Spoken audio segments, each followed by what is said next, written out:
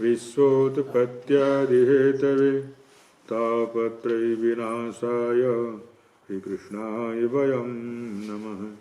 कृष्णाय वासुदेवाय देवकीनन्दनाय च नन्दगोपकुमाराय गोविन्दाय नमो नमः। कृष्णाय वासुदेवाय हरये परमात्मने प्रणतिक्लेशनाशाय गोविन्दाय नमो नमः। यं प्रव्रजन्तमनपेतमपेतकृत्यं द्वैपायनो विरहकातरया जुहाव पुत्रेति तन्मयतया तर्वोऽभिनेदुस्तं सर्वभूतहृदयं मुनिमानतोऽस्मि। ॐ श्रीशुकोवाच एकदा देवयात्रायां गोपालजातकौतुकः अनोभिरनुदुद्युक्तैः प्रियस्तेऽम्बिकावनं तत्र स्नात्वा सरस्वत्यां देवं पशुपतिं विभुम्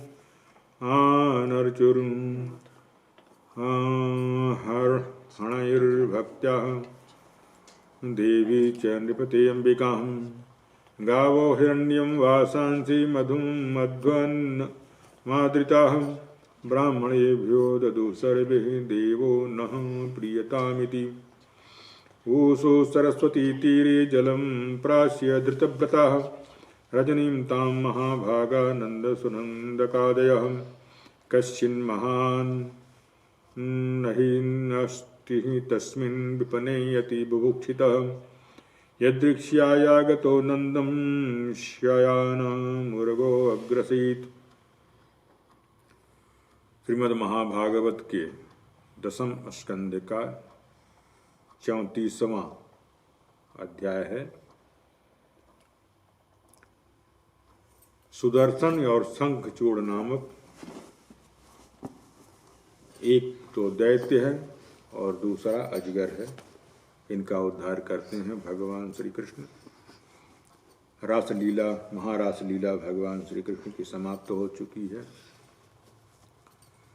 सुखदेव जी कहते हैं कि परीक्षित, एक बार नंद बाबा आदि गोपों ने शिवरात्रि के अवसर पर बड़ी उत्सुकता और कौतूहल के साथ आनंद से भर करके बैलों से जुड़ी हुई गाड़ियों पर सवार हो करके अंबिका वन की ओर यात्रा किए। वहाँ उन लोगों ने सरस्वती नदी में स्नान किया और सर्व अंतर्यामी पशुपति भगवान शंकर जी का तथा भगवती अंबिका जी का बड़ी भक्ति से अनेक प्रकार के सामग्रियों के द्वारा उनका पूजन किया। वहाँ उन्होंने आदर पूर्वक गऊ में सोना, वस्त्र, मधु और मधुर अन्न ब्राह्मणों को दान दिए, उनको खिलाया पिलाया। वे केवल यही चाहते थे कि इनसे देवादिदेव भगवान शंकर हमारे ऊपर प्रसन्न हों। उस दिन परम भाग्यवान नंद और सुनंद आदि गोपों ने उस उपवास व्रत रखा था, इसलिए वे लोग केवल जल पी करके रात्रि के समय सरस्वती नदी के तट पर ही बेखटके सो गए। उस अंबिका वन में एक बड़ा भारी अजगर रहता था। उस दिन वह भूखा भी था। वह दैववश उधर ही आ गया। उसने सोए हुए नंद जी को पकड़ लिया। अजगर के पकड़ लेने पर नंदराय जी चिल्लाने लगे, बेटा कृष्ण कृष्ण, दौड़ो दौड़ो, देखो बेटा, ये अजगर मुझे निगल रहा है, खा रहा है। मैं तुम्हारी शरण में हूँ, जल्दी मुझे इस संकट से बचाओ। नंद बाबा का चिल्लाना सुनकर के सब के सब गोप एकाएक उठ खड़े हुए। उन्हें अजगर के मुंह में देख करके हड़बड़ा गए। वे लुआठियों से और अधजली लकड़ियों से उस अजगर को मारने लगे, किंतु लुआठियों से मारे जाने पर और जलने पर भी वह अजगर नंद बाबा को नहीं छोड़ रहा था। इतने में ही भक्तवत्सल भगवान श्री कृष्ण ने वहां पहुंच करके अपने चरणों से उस अजगर को छू दिया। भगवान के चरणों का स्पर्श होते ही वह अजगर के सारे अशुभ नष्ट हो गए और वह उसी क्षण अजगर का शरीर त्याग करके विद्याधर अर्चित सर्वांग सुंदर रूपवान बन गया। वह कोई विद्याधर था पहले जन्म में या उसी जन्म में, किसी श्रापवश वह अजगर हो गया था। उस पुरुष के शरीर से दिव्य ज्योति निकल रही थी। वह सोने के हार पहने हुए था। जब वह प्रणाम करने के बाद हाथ जोड़कर के भगवान के सामने खड़ा हो गया, तब उन्होंने उससे पूछा, तुम कौन हो और तुम्हारे अंग अंग से सुंदरता फूट रही है। तुम देखने में बड़े अद्भुत जान पड़ते हो। तुम्हें यह अत्यंत निंदनीय अजगर योनि क्यों प्राप्त हुई है? अवश्य ही तुम्हें विवश होकर के इसमें आना पड़ा होगा। अजगर के शरीर से निकला हुआ वह पुरुष बोला, भगवान, मैं पहले एक विद्याधर था। मेरा नाम था सुदर्शन। मेरे पास सुंदरता तो थी ही, लक्ष्मी भी अर्थात धन भी बहुत था। विद्याधर माने विद्या का जानकार। ये सिद्ध होते हैं एक प्रकार के। इससे मैं विमान पर चढ़ कर के यहाँ से वहाँ घूमता रहता था। एक दिन मैं अंगिरा गोत्र के कुरूप ऋषि, अंगिरा गोत्र में उत्पन्न हुए थे, वो ऋषि कुरूप थे, मतलब वो सुंदर नहीं थे, बहुत भद्दे शरीर के थे, और सुंदरता के घमंड में मैंने उनकी हंसी उड़ाई। मेरे इस अपराध से कुपित होकर के उन लोगों ने मुझे अजगर की योनि में जाने का श्राप दे दिया। यह मेरे पापों का ही फल था। उन कृपालु ऋषियों ने अनुग्रह करके ही जब मैंने उनसे प्रार्थना किया, तब उन्होंने अनुग्रह करने के लिए ही मुझे ये श्राप दिया था, क्योंकि यह उसी का प्रभाव है कि आज चराचर के गुरु स्वयं साक्षात नारायण भगवान श्री कृष्ण के चरण कमलों से मेरा स्पर्श किया गया है। इससे मेरे सारे पाप नष्ट हो गए। समस्त पापों का नाश करने वाले प्रभु, जो लोग जन्म एवं मृत्यु के संसार से भयभीत होकर के आपके चरणों की शरण ग्रहण करते हैं, उन्हें आप समस्त पापों से मुक्त कर देते हैं। अब मैं आपके श्री चरणों के स्पर्श से साप से छूट गया हूँ। अपने लोक को जाने की अनुमति मांगता हूँ। भक्तवत्सल योगेश्वर पुरुषोत्तम भगवान, मैं आपकी शरण में आया हूँ। इंद्र आदि समस्त देवेश्वरों ने परमेश्वर स्वयं प्रकाश परमात्मन मुझे आज्ञा दीजिए। अपने स्वरूप में नित्य निरंतर एक जैसे रहने वाले अच्युत, आपके दर्शन मात्र से मैं ब्राह्मणों के श्राप से मुक्त हो गया। यह कोई आश्चर्य की बात नहीं है, क्योंकि पुरुष आपके नामों का उच्चारण करता है। जो पुरुष आपके नामों का उच्चारण करता है और अपने आप को समस्त प्रकार के श्रोताओं को भी तुरंत पवित्र कर देता है। वो खुद तो पवित्र होता ही है, लेकिन जो आपके नाम को सुनता है वो भी पवित्र हो जाता है। फिर मुझे तो आपने स्वयं ही अपने चरण कमलों से स्पर्श किया है, तब भला मेरी मुक्ति में क्या संदेह हो सकता है। इस प्रकार सुदर्शन ने भगवान श्री कृष्ण से प्रार्थना किया और परिक्रमा की और प्रणाम किया। फिर उनसे आज्ञा लेकर के वह अपने लोक में चला गया। नंद बाबा इस भारी संकट से छूट गए। सुखदेव जी कहते हैं कि राजन ब्रजवासियों ने भगवान श्री कृष्ण का ये अद्भुत प्रभाव देखा, तब उन्हें बहुत आश्चर्य हुआ। उन लोगों ने उस क्षेत्र में जो नियम ले रखे थे उनको पूर्ण करके वे बड़े आदर के साथ प्रेम से भगवान श्री कृष्ण की लीला को गाते हुए पुनः ब्रज में लौट आए। एक दिन की बात है कि अलौकिक कर्म करने वाले भगवान श्री कृष्ण और बलराम जी रात्रि के समय गोपियों के साथ विहार कर रहे थे। भगवान श्री कृष्ण निर्मल पीतांबर और बलराम जी नीला अंबर धारण किए हुए थे। दोनों गले में फूलों के सुंदर सुंदर हार उनके गले में लटक रहे थे तथा शरीर में अंगराग सुगंधित चंदन लगा हुआ था। सुंदर सुंदर आभूषण पहने हुए थे। गोपियां बड़े प्रेम से और आनंद से ललित स्वर में उनके गुणों का गान कर रही थीं। अभी अभी सायंकाल हुआ था। आकाश में तारे निकल आए थे और चांदनी छिड़क रही थी। ऐसी बेला के सुंदर गंध से, बेला के सुंदर जो बेला नाम का फूल होता है उसके सुंदर गंध से मतवाले होकर के भंवरे इधर उधर गुनगुना रहे थे तथा तालाब में खिली हुई कुमुदनी की सुगंध लेकर के वायु मंद मंद चल रही थी। उस समय उनका सम्मान करते हुए भगवान श्री कृष्ण और बलराम जी ने एक ही साथ मिलकर के राग आलापा, उनका राग आरोह अवरोह स्वरों में चढ़ाव या उतार से बहुत ही सुंदर लग रहा था। वह जगत के समस्त प्राणियों के मन और कानों को आनंद से भर देने वाला था। उनका वह गान सुनकर के गोपियां मोहित हो गईं। उन्हें अपने शरीर की भी सुधि नहीं रही कि वे उस पर खिसकते हुए वस्त्रों और चोटियों से बिखेरते हुए फूलों को संभाल सकें।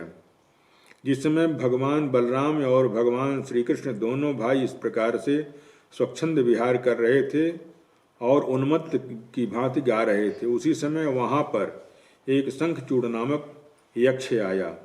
वह यक्ष कुबेर का अनुचर था। वह दोनों भाइयों के देखते देखते उन गोपियों को लेकर के बेखटके बिना किसी डर के उत्तर की ओर भाग चला। जिनके एकमात्र स्वामी भगवान श्री कृष्ण ही हैं, वे गोपियां उस समय रो रो करके चिल्लाने लगीं। दोनों भाइयों ने देखा कि जैसे कोई डाकू गऊओं को लूट ले जाए, वैसे ही यह रक्त यक्ष हमारी प्रेयसियों को लिए जा रहा है। वे हा कृष्ण हा राम मुस्करा करके रो पीट रही थीं। उसी समय दोनों भाई उसकी ओर दौड़ पड़े। डरो मत इस प्रकार अभय वाणी करते हुए हाथ में साल का वृक्ष लेकर के बड़े बेग से क्षण भर में ही उस राक्षस के यक्ष के पास पहुंच गए। यक्ष ने देखा कि काल और मृत्यु के समान ये दोनों भाई मेरे पास आ पहुंचे, तो वह मूर्ख हड़बड़ा गया और उसने गोपियों को वहीं छोड़ दिया और स्वयं प्राण बचाने के लिए भागा।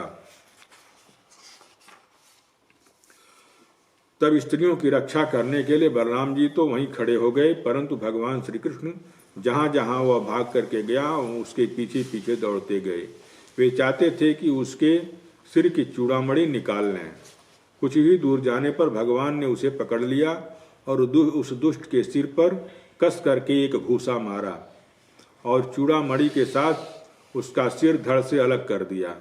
इस प्रकार भगवान श्री कृष्ण शंखचूड़ को मार करके वह उसकी चमकीली मणि लेकर के लौट आए तथा सब गोपियों के सामने ही उन्होंने बड़े प्रेम से अपने बड़े भाई बलराम जी को वह चूड़ामणि दे दिया। सुखदेव जी कहते हैं, परीक्षित भगवान श्री कृष्ण गौओं को चराने के लिए प्रतिदिन वन में चले जाने पर उनके साथ गोपियों का चित्त भी चला जाता था। उनका मन भगवान श्री कृष्ण का चिंतन करता रहता था। वे वाणी से उनकी लीलाओं का गान करती रहती थीं। इस प्रकार से वे बड़े कठिनाई से अपना दिन बिताती थीं। गोपियां आपस में बातें करती हैं।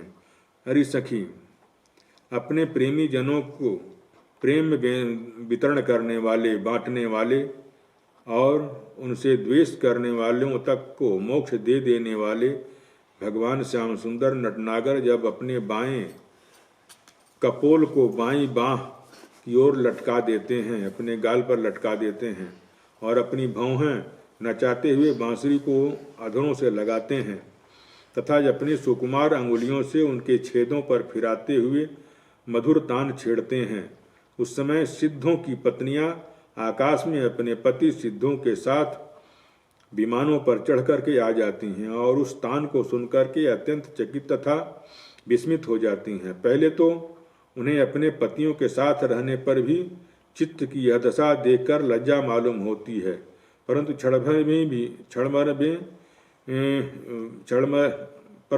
भर में ही उनका चित्त कामबाण से विध जाता और वे विवश होकर के अचेत हो जाती हैं। उन्हें बस इस बात की भी कुछ सुध नहीं होती थी कि उनकी वह नीवी खुल गई है, उनके वस्त्र खिसक गए हैं। अरे गोपियों, तुम्हें आश्चर्य की बात सुनो, ये नंदनंदन कितने सुंदर हैं। जब हंसते हैं तब हास्य रेखाएं हार के रूप धारण कर लेती हैं और सुंदर मोती सी चमकने लगती हैं।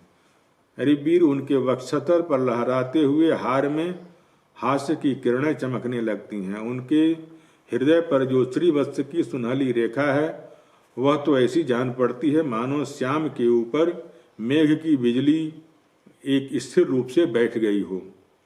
जब ये दुखी जनों को सुख देने के लिए विरहियों के मृतक शरीरों में प्राण का संचार करने के लिए बांसुरी बजाते हैं, तब ब्रज के झुंड बैल, गौएं, हरिन उनके पास दौड़ करके आ जाते हैं। केवल आते ही नहीं हैं, उनके दांतों से चबाया हुआ घास ग्रास और उनके मुंह में ज्यों का त्यों पड़ा रह जाता है, उसको निगल भी नहीं पाते हैं और न तो ही उन्हें उगल पाते हैं। वे दोनों कान खड़ा करके इस प्रकार से स्त्री भाव से खड़े हो जाते हैं मानो सो रहे हैं, या केवल दीवार पर लिखे हुए चित्र की भांति वो खड़े हो जाते हैं। उनकी ऐसी दशा होना स्वाभाविक है, क्योंकि यह बांसुरी की तान उनके चित्त को चुरा लेती है। मतलब भगवान श्री कृष्ण की बांसुरी जानवरों को भी स्तब्ध कर देती हैं। हे सखी, जब वे नंद के लाडले लाल अपने सिर पर मोर की पंख मुकुट बांध लेते हैं और घुघराली अलकों में फूल के गुच्छे खोस लेते हैं और रंगीन धातुओं से अपना अंग अंग रंग लेते हैं और नए नए पल्लवों से ऐसा बेश सजा लेते हैं जैसे कोई बहुत बड़ा पहलवान हो, और फिर बलराम जी तथा ग्वाल बालों के साथ बांसुरी में गऊओं का नाम ले लेकर के उन्हें पुकारते हैं। और उस समय प्यारी सखियों नदियों की गति भी रुक जाती है। वे चाहती हैं कि वायु उड़ा करके हमारे प्रीतम के चरणों में धूलि हमारे पास पहुंचा दे और उसे पा करके हम निहाल हो जाएं, परंतु सखियों वे भी हमारे ही जैसी मंदभागिनी हैं। जैसे नंद नंदन श्री कृष्ण का आलिंगन करते समय हमारी भुजाएं कांपने लगती हैं और जड़ता रूप संचारी भाव उदय हो जाने से हम अपने हाथों को हिला भी नहीं पाती हैं, वैसे ही वे भी अपने प्रेम के कारण कांपने लगती हैं।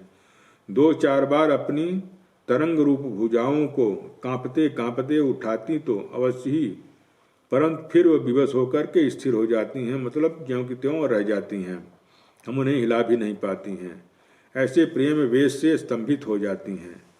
अरे वीर, जैसे देवता लोग अनंत और अचिंत ऐश्वर्य के स्वामी भगवान नारायण की शक्ति का गान करते हैं, वैसे ही ग्वालबाल अनंत सुंदर नटनागर भगवान श्री कृष्ण की लीलाओं को गाते रहते हैं। वे अचिंत्य ऐश्वर्य संपन्न भगवान श्री कृष्ण जब वृंदावन में विहार करते रहते हैं और बांसुरी बजा करके गिरिराज गोवर्धन की तलाई में चरती हुई गायों को नाम ले लेकर के पुकारते हैं, उस समय वन के वृक्ष और लताएं फूल और फलों से लद जाती हैं। उनके भार से डालियां झुक करके धरती को छूने लगती हैं, मानो प्रणाम कर रही हों। वे वृक्ष और लताएं अपने भीतर भगवान विष्णु की अभिव्यक्ति सूचित करती हुई सी बड़े प्रेम से फूल उठती हैं। उनका प्रेम रोम रोम से खिल जाता है। सब की सब मधुधाराएं उड़ेलने लगती हैं। जितनी भी वस्तुएं संसार में या उसके बाहर देखने योग्य हैं, उन सब में सबसे सुंदर, सबसे मधुर, सबके शिरोमणि ये हमारे मनमोहन हैं। उनके सांवले ललाट पर केसर की खौर कितनी सुंदर लगती है, बस देखती ही जाओ। गले में घुटनों तक लटकती हुई बनमाला, उसमें पिरोई हुई तुलसी की सुगंध और मधुर मधु से मतवाले होकर के झुंड के झुंड भंवरे भी मनोहर तथा उच्च स्वर से गुंजार करते रहते हैं। हमारे नटनागर श्याम सुंदर भौरों की उस गुनगुनाहट का आदर करते हैं और उन्हीं के स्वर में स्वर मिलाकर के अपनी बांसुरी फूंकने लगते हैं। उस समय सखी उस मुनिमन मोहन संगीत को सुनकर के सरोवर में रहने वाले सारस हंस आदि पक्षियों की भी चित्त उनके हाथ से निकल जाता है, छिन जाता है। वे विवश होकर के प्यारे श्याम सुंदर के पास आकर के बैठते हैं तथा आंखें मूंद करके चुपचाप एकाग्र मन को करके उनकी आराधना करने लगते हैं, मानो कोई विहंगम वृत्ति के रसिक परमहंस हों। और भला कहो तो यह कितने आश्चर्य की बात है कि वो उनको एक तक देखते रहते हैं। हमारे श्याम सुंदर जब पुष्पों की कुंडल बना करके अपने कानों में धारण कर लेते हैं और बलराम जी के साथ गिरिराज के शिखरों पर खड़े होकर के सारे संसार को हर्षित करते हुए बांसुरी बजाने लगते हैं। बांसुरी क्या बजाते हैं, आनंद में भर करके उनकी ध्वनि के द्वारा सारे संसार को आलिंगन करने लगते हैं। उस समय श्याम मेघ बांसुरी की तान से के साथ साथ मंद मंद गरजने लगते हैं। उसके चित्त में इस बात की शंका बनी रहती है कि कहीं मैं जोर से गर्जना करूं और वह कहीं बांसुरी की तान से विपरीत पड़ जाए, उसमें बेसुरापन ले आए और मुझसे महात्मा भगवान श्री कृष्ण का अपराध हो जाए। वह इतना ही नहीं करता, वह जब देखता है कि हमारे श्याम घनश्याम को धूप लग रही है, तब वह उनके ऊपर आकर के छाया कर देता है, उनका छत्र बन जाता है। वह तो प्रसन्न होकर के बड़े प्रेम से उनके ऊपर अपना जीवन न्यौछावर कर देता है। नन्ही नन्ही बूंदों से उनके ऊपर ऐसा बरसने लगता है मानो दिव्य पुरुषों की वर्षा कर रहा हो। कभी कभी बादलों की ओट में छिप करके देवता लोग भी पुष्पों की वर्षा करके जाया करते हैं। जसोदा जी तुम्हारे सुंदर कुंवर ग्वाल बालों के साथ खेल खेल में बड़े निपुण हैं। रानी जी तुम्हारे लाडले लाल सबके प्यारे हैं, चतुर भी बहुत हैं। देखो उनकी बांसुरी बजाना किसी से सीखा नहीं, देखो उन्होंने बांसुरी बजाना किसी को सिखाया नहीं, अपने ही अनेकों प्रकार की राग रागनियाँ